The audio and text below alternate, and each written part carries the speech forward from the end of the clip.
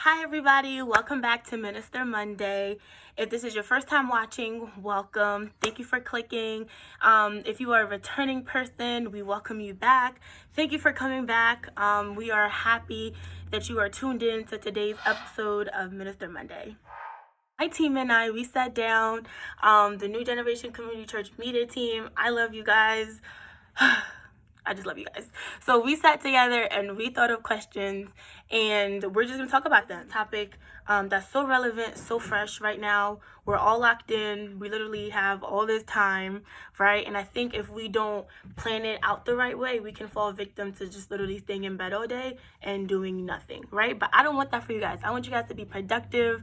I want your spiritual lives to thrive, quarantine or not. So I'm super excited. So our first question says, how do you not procrastinate with your worldly work, so your school, your career, and your spiritual work? So how do you keep the two balanced? So that is such an important question. So I would say using a planner and mapping out your day-to-day. So if you already have a planner, great. If not, you can do it on your notes. You can do it on the calendar app and kind of set them as like alarms.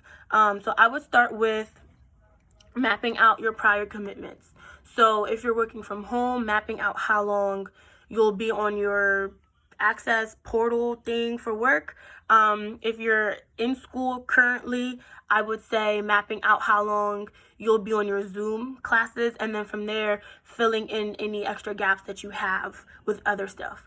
So if you have a Zoom class in the morning, or if it's like scattered throughout the day, making sure that you don't overwork yourself. So you might want to, on a day that's less loaded, less crowded, make it that day that you make sure that you're doing your devotionals, making sure you're watching a sermon and taking notes on that. Or throughout the day, making sure that you're literally soaking in the goodness of God. So finding time to pray, finding time to worship, finding time to let God speak to you. You don't want to overcrowd your day to the point where God can't, find you where he needs you and he can't meet you at your need. So starting with prayer, ending your day with prayer, and then throughout your day, filling in as you can. If you don't want to be in such a rush to get through your day that you forget that you have a soul to nourish too. And it's great that you want to make time to watch movies, you want to make time for your friends. That's super important, but not as important as hearing the voice of God. So I encourage you to make a planner, sticking to your planner, and get in check. If making a planner, you feel like you're not sticking to it, maybe doing less. So not overcrowding. Maybe start off slow, watching a sermon once a week, watching a sermon twice a week, and then taking notes. And also I found that having an accountability buddy really helped too during this quarantine.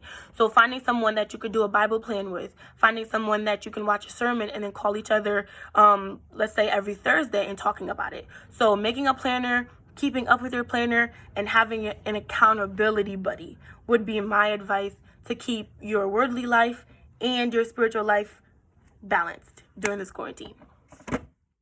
How do you continue to do God's work now with the physical temple being closed? So how do you continue to do God's work now? Such an important question. So we know that a lot of the physical temples are closed. But what I love about this quarantine is that it forced us to realize, like, it was never really about the physical temple. It was always about us as the body of God doing God's work as his vessels. So while the four walls may be closed, we are still active. I, for one, every Sunday, I go to at least like 6 services. And so it was never really about the physical temple. I mean, don't get me wrong, the physical temple is important. I'm not saying it's not. But when it comes to doing the work of God, we're not limited to being only within the 4 walls. We are more alive than ever. And I think now that we're in quarantine, it only pushes us to think outside the box.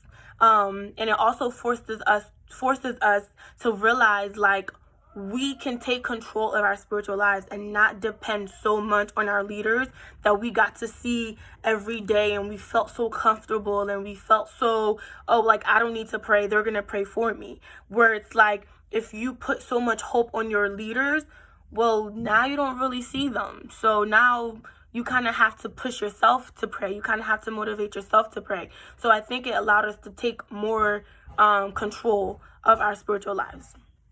But to devote time to him, I would say it's something that you have to want to do. It's not something that you can be forced to do. It's not something that someone can just nag you about. It literally has to be something that you feel a desire to do. And like I said earlier, mapping out your day. So if you see that it's a day where it's less crowded, you don't have any prior commitments, well, then that's the day where you need to soak up all you can. If you know the next day is super crowded, super hectic, and you don't want to do a quick 30-second prayer, that's your day to meditate. That's your day to watch sermons, to do your devotionals, to call a friend and pray. Ministry doesn't stop because the physical church is closed. You can still minister to people on FaceTime, on Zoom, on WebEx. There's so much platforms that we have now that you can still minister. You can still pray with your friends. You can find a friend and do a Bible plan together. You can find a friend and you guys can learn new worship songs together. So find what your craft is and use this time to perfect it. And in the midst, you're still glorifying God. The ministry doesn't stop because the church is closed. That's all I'm gonna say. So guys, I thank you for tuning in. I'm excited to see you guys on the next one.